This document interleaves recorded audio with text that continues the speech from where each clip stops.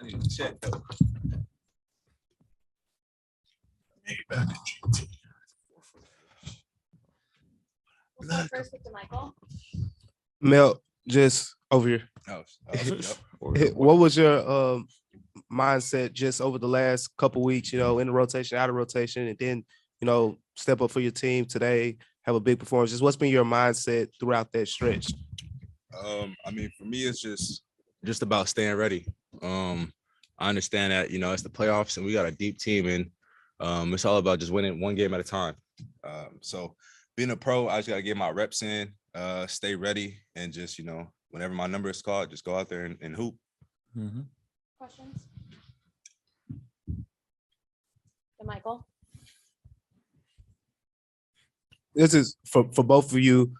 When you play the Warriors, they like to move the basketball a lot, and you kind of got 11 steals today. I know, Melt, you jumped the passing lane on one of them and got a steal.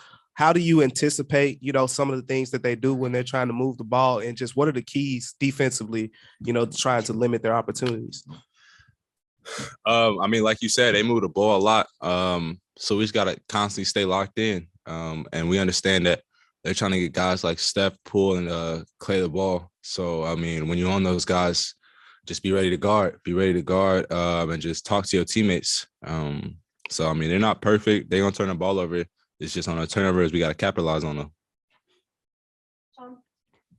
The team effort when it comes to the perimeter, Brandon, you especially, in the first round there, it seemed to be very effective when you switched on to the Timberwolves perimeter players. It seems like that's going to be a big part of this series as well.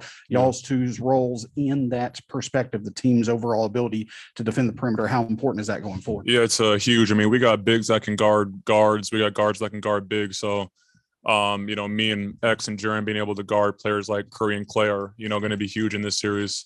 It's just about being ready for the drives and, getting out to the other players and, all that stuff. But it's tough though. Those guys are really, really good players, but it's just, there's just a couple plays where we could have been a bit better, but we're going to watch the film tomorrow and we're going to be ready for the next game. Hey, BC, you guys lost the battle of the 50-50 balls and the second chance points.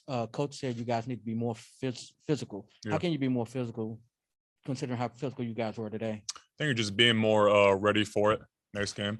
We just went through a battle last series. I think that we learned a lot from that series. So I think we just got to, watch the film together and learn from it. And we're going to see what we did wrong and what we did right. And we're going to come out ready to play.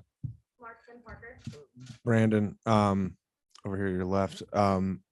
Were you what was the Draymond flagrant foul? Were you hurt on that at all? Or I can take a hit, man. He just, he's been known for flagrant fouls in his career. I've watched them on TV my whole life, it feels like. So I wasn't really shocked, but I'm a dude. I don't really like the flop or none, but he did hit me pretty hard twice, really, when I saw it again. So yeah, it's just us coming out and playing our ball. I'm not really worried about it or none. It's not shocking that he did that. It's something that he's done in the past. So, yeah.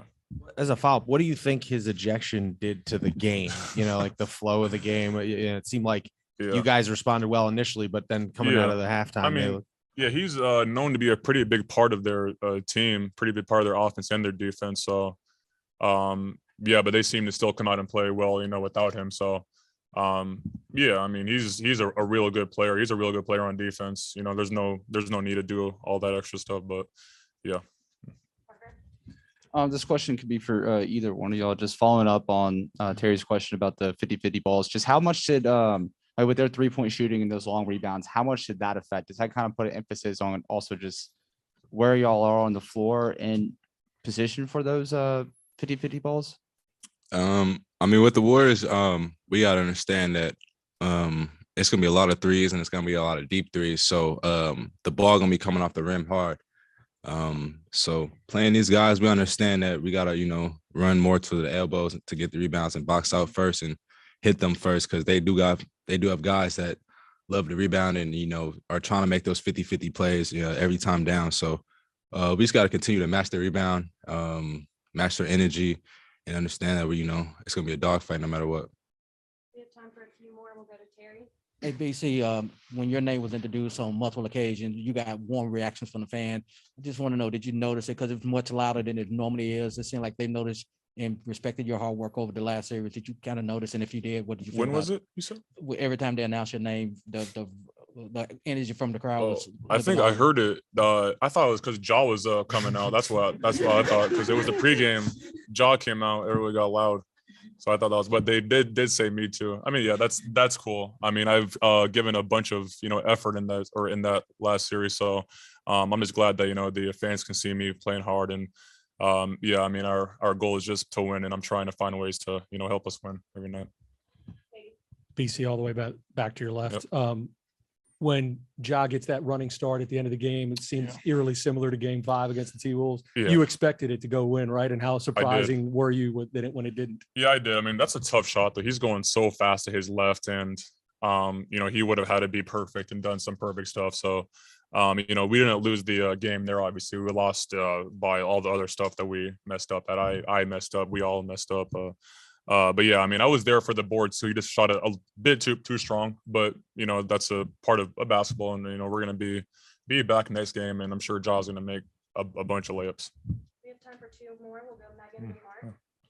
You guys, stat that we normally see you guys dominate in is points in the paint. They're able to outscore you guys. Was there anything defensively that the Warriors were doing to not allow you guys kind of get inside, or was it just a matter of you guys were open more from the 3-point line? I mean, given this team, focal point for them is 3-pointers. So I think we were trying to take away the 3-point line from them and force them downhill. So, I mean, we lost by 1, and I mean, we played a good game for them, and we battled with them. So we understand that stuff like that's gonna happen. We can't get too much into the stats, but like BC said, it's stuff before that we messed up on that we can clean up. And film will show that this team is definitely beatable. We're here, and we're ready to play no matter what. Last question, Mark. Brandon, you said you guys learned a lot from that last series. What did you learn about bouncing back from a Game 1 loss? Yeah, I think that we've shown that we can come back after losing 1 game. We can come back after being down 10 in the 4th, like we did tonight. Just a couple of different plays, and it would be a completely different mood here right now. We would have won and all that. So I think it just shows that we got to just stay the course and keep on growing every game. And yeah, just keep on trying to find ways to win and keep on growing from each game.